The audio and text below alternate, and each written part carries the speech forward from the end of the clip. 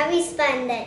Today I'm going to make a biscuit train. For that we need biscuits and grapes and some cheese and dry fruits and black pepper.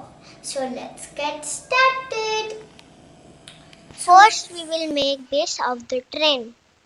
For that we will apply mayonnaise in all the four sides of the biscuits.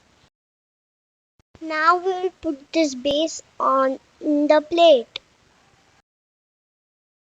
Mayonnaise properly in the fourth side of the corner on the biscuit.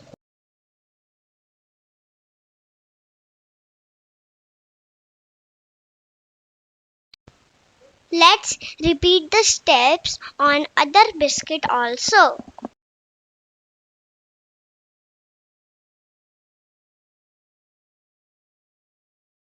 Stick it properly attaching the corners.